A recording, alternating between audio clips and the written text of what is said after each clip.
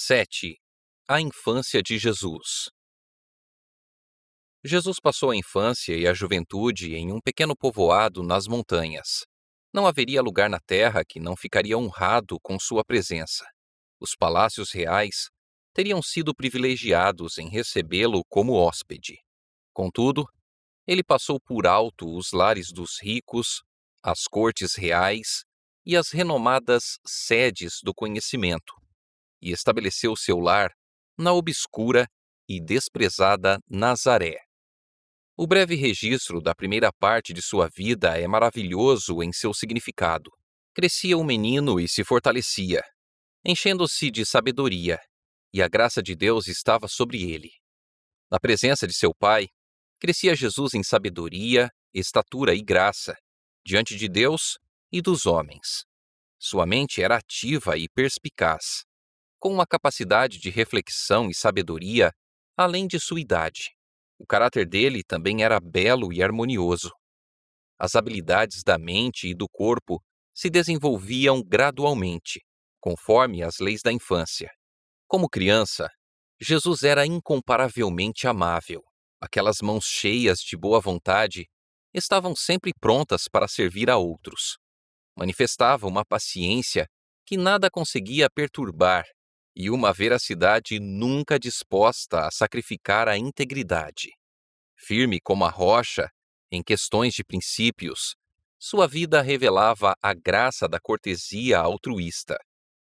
Com profundo interesse, a mãe de Jesus observava o desenvolvimento das habilidades do filho e contemplava a perfeição de seu caráter. Era com satisfação que procurava estimular aquela mente inteligente e que aprendia com facilidade.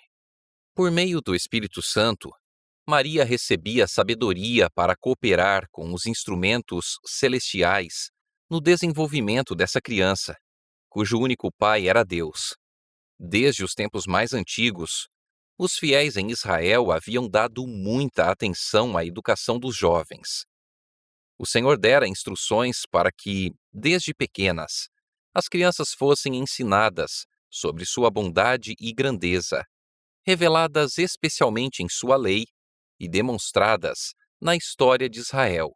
Cânticos, orações e lições das Escrituras deviam ser adaptados às mentes em desenvolvimento. Pais e mães deviam instruir os filhos na verdade de que a lei de Deus é a expressão de seu caráter e que, ao receberem os princípios da lei no coração, sua imagem era gravada no espírito e na mente. Muito do ensino era feito oralmente. E os jovens aprendiam também a ler os escritos hebraicos, bem como os rolos de pergaminho das Escrituras do Antigo Testamento que estavam disponíveis ao seu estudo. No tempo de Cristo, a cidade ou o vilarejo que não providenciava instrução religiosa para os jovens era considerado sob a maldição de Deus. No entanto, o ensino se tornara formal. A tradição havia sido colocada muito acima das Escrituras. A verdadeira educação teria levado os jovens a buscarem a Deus, se porventura, tateando, o pudessem achar. Os mestres judaicos, porém, davam toda a atenção a questões cerimoniais. A mente era sobrecarregada com conhecimento sem valor para os estudantes e que não seria reconhecido na escola superior das cortes celestiais. A experiência obtida pela aceitação individual da palavra de Deus não tinha lugar no sistema educacional. A rotina das coisas exteriores envolvia tanto o estudante que não sobravam momentos tranquilos para estar com Deus. Não escutava sua voz falando ao coração. Em sua busca de conhecimento, desviava-se da fonte de sabedoria. Os elementos essenciais no serviço a Deus eram negligenciados e os princípios da lei obscurecidos. O que era considerado como educação superior constituía o maior obstáculo ao verdadeiro desenvolvimento. Sob a influência dos rabinos, as habilidades dos jovens eram reprimidas.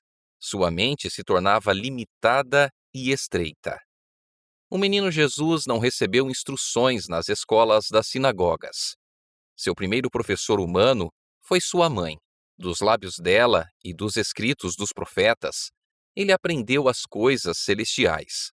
As próprias palavras por ele ditas a Moisés para Israel foram então ensinadas no colo de sua mãe.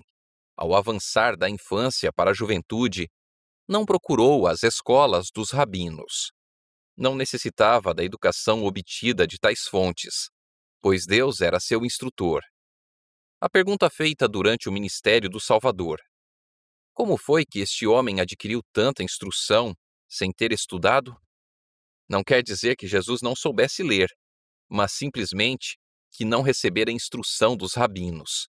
Uma vez que ele obteve conhecimento, como nós também podemos obter, sua familiaridade com as Escrituras mostra com que dedicação os primeiros anos de sua vida foram consagrados ao estudo da Palavra de Deus. Diante dele estendia-se a grande biblioteca da criação de Deus. Aquele que havia feito todas as coisas estudou as lições que sua mão escrevera na terra, no mar e no céu.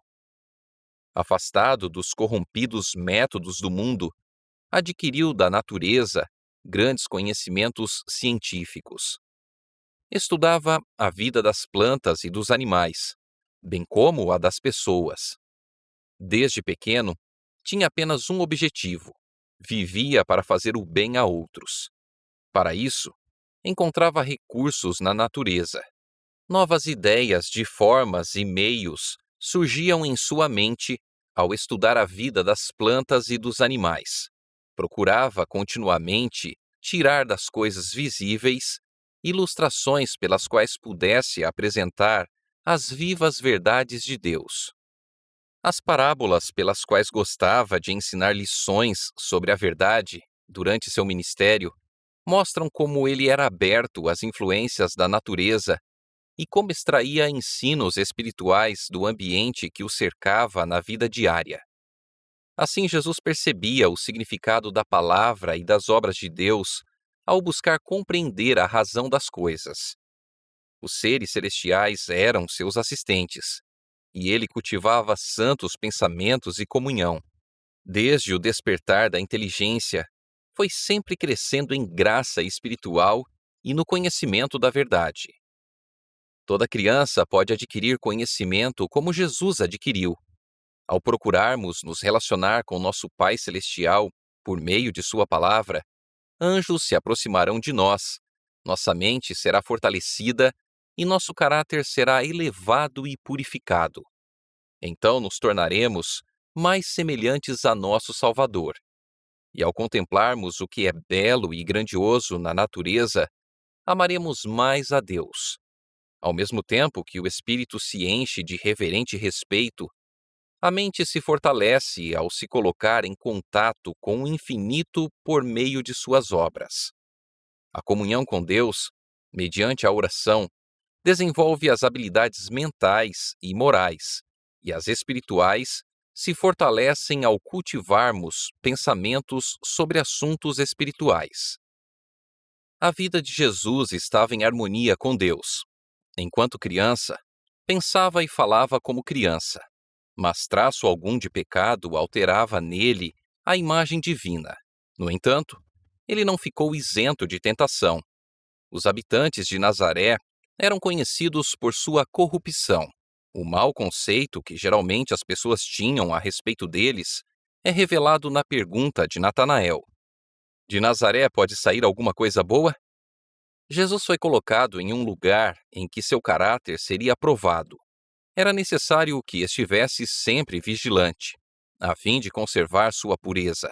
Estava sujeito a todos os conflitos que nós temos de enfrentar, para que pudesse ser nosso exemplo na infância, juventude e idade adulta. Satanás era incansável em seus esforços para vencer a criança de Nazaré. Desde seus primeiros anos, Jesus era guardado por anjos celestiais, mas sua vida foi uma longa luta contra os poderes das trevas.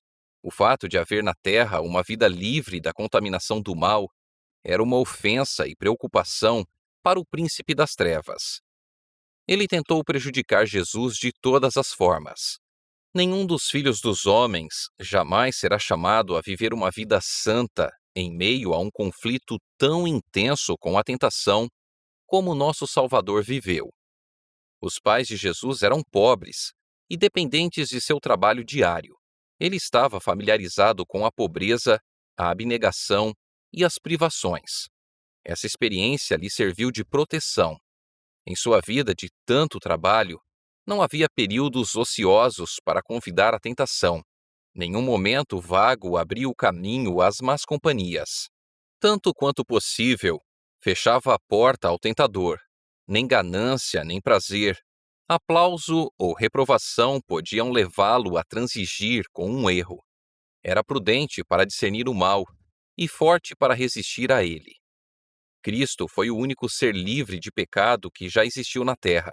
Apesar disso, viveu por aproximadamente 30 anos entre os ímpios habitantes de Nazaré.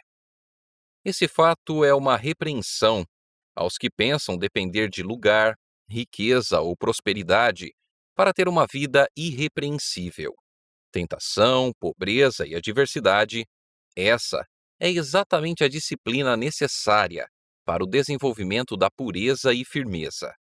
Jesus viveu em um lar de pessoas simples e desempenhou de maneira fiel e alegre sua parte nas responsabilidades da vida doméstica. Havia sido o comandante do céu, e anjos tinham prazer em cumprir suas ordens. Naquele momento, ele era um servo voluntário e um filho afetuoso e obediente. Aprendeu um ofício e trabalhava com as próprias mãos na oficina de carpintaria de José.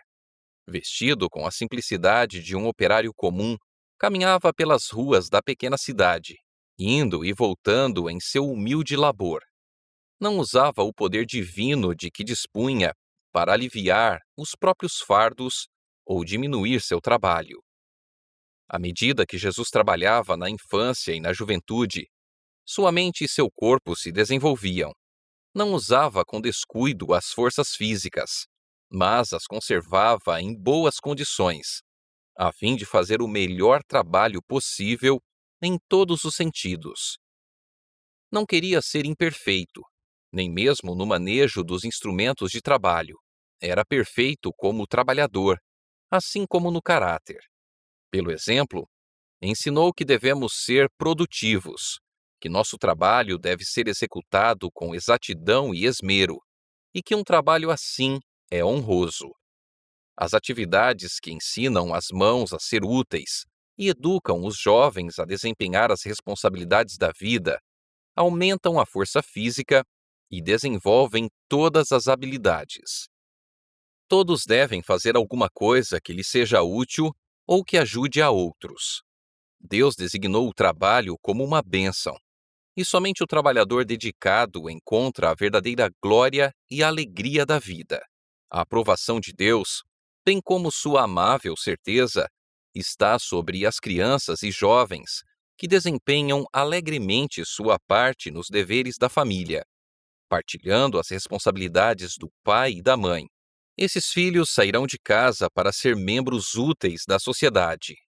Ao longo de sua existência terrestre, Jesus foi um ativo e constante trabalhador. Esperava muito resultado. Portanto, empreendia muito. Depois de iniciar seu ministério, disse: É necessário que façamos as obras daquele que me enviou, enquanto é dia. A noite vem, quando ninguém pode trabalhar. Jesus não se esquivava de preocupações e responsabilidades, como fazem muitos que afirmam ser seus seguidores. Muitos são fracos e ineficientes porque procuram fugir dessa disciplina. Podem possuir características preciosas e admiráveis, mas não têm vigor e são quase inúteis quando há dificuldades a enfrentar e obstáculos a transpor. O otimismo e a energia, a solidez e a resistência de caráter manifestados em Cristo têm de se desenvolver em nós por meio da mesma disciplina que ele suportou. Desse modo, teremos a mesma graça recebida por ele. Enquanto viveu entre os seres humanos, nosso Salvador compartilhou da sina dos pobres. Conhecia por experiência suas preocupações e dificuldades, e podia confortar e animar a todos os humildes trabalhadores. Aqueles que possuem verdadeira compreensão dos ensinos da vida de Jesus nunca pensarão que deva existir distinção entre classes, que os ricos devem ser honrados acima dos pobres dignos. Jesus colocava em seu trabalho alegria e tato. Muita paciência e espiritualidade são necessárias para introduzir a religião bíblica na vida familiar e profissional, suportar a tensão dos negócios do mundo e conservar os olhos unicamente voltados para a glória de Deus. Nesse ponto, Jesus foi um ajudador. Nunca estava tão cheio das preocupações do mundo que não tivesse tempo para pensar nas coisas do alto. Expressava frequentemente o contentamento que havia em seu coração, cantando salmos e hinos celestiais. Muitas vezes, os moradores de Nazaré ouviam sua voz, erguendo-se em louvor e ação de graças a Deus. Por meio de cânticos, tinha comunhão com o céu. Quando os colegas se queixavam do cansaço do trabalho, eram animados pela doce melodia de seus lábios. Seu louvor parecia afastar os anjos maus, e como incenso, encher de fragrância o lugar em que estava. A mente dos ouvintes era afastada de seu exílio terrestre para o lar celestial. Jesus era a fonte de misericórdia que trazia saúde para o mundo. Durante todos aqueles anos vividos em Nazaré, sua vida fluía em ondas de compaixão e ternura. Os idosos, os sofredores, os oprimidos pelo pecado, as crianças brincando em sua inocente alegria, as pequenas criaturas dos bosques, os pacientes animais de carga, todos se sentiam mais felizes por sua presença. Aquele cuja palavra poderosa sustenta os mundos parava para ajudar um pássaro ferido. Nada era indigno de sua atenção, e não havia coisa alguma a qual negasse prestar auxílio. Assim, à medida que se desenvolvia em sabedoria e estatura, Jesus crescia em graça para com Deus e os homens. Atraía a afinidade de todos os corações ao demonstrar a capacidade de se compadecer de todos. A atmosfera de esperança e ânimo que o rodeava tornava-o uma bênção em cada lar. Muitas vezes, na sinagoga, aos sábados, era convidado para ler a lição dos profetas, e o coração dos ouvintes vibrava, pois nova luz brilhava nas palavras conhecidas dos textos sagrados. Apesar disso, Jesus fugia da exposição.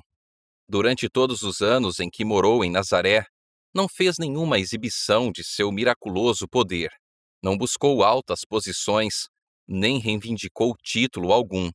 Sua vida quieta e simples, e mesmo o silêncio das Escrituras a respeito de seus primeiros anos, ensinam uma importante lição. Quanto mais simples e tranquila for a vida de uma criança, quanto mais estiver em harmonia com a natureza e livre de estímulos artificiais, melhor será para o desenvolvimento físico, mental e espiritual. Jesus é nosso exemplo. Muitos gastam tempo refletindo no período do ministério público de Cristo, enquanto ignoram os ensinos de seus primeiros anos. Entretanto, é na vida doméstica que ele é o modelo de todas as crianças e jovens. O Salvador aceitou ser pobre para poder ensinar o quanto nós podemos, em uma vida humilde, andar intimamente com Deus. Viveu para agradar, honrar e glorificar o Pai nas coisas comuns da vida. Sua obra começou santificando o humilde ofício daquele que trabalha para ganhar o pão diário. Quando trabalhava na bancada de carpinteiro, fazia a obra de Deus, tanto quanto nos momentos que realizava milagres em favor da multidão. E todo jovem que segue o exemplo de Cristo na fidelidade e obediência em seu humilde lar, pode reivindicar aquelas palavras ditas a respeito dele pelo Pai, por intermédio do Espírito Santo. Eis aqui o meu servo, a quem sustenho, o meu escolhido, em quem a minha alma se compraz.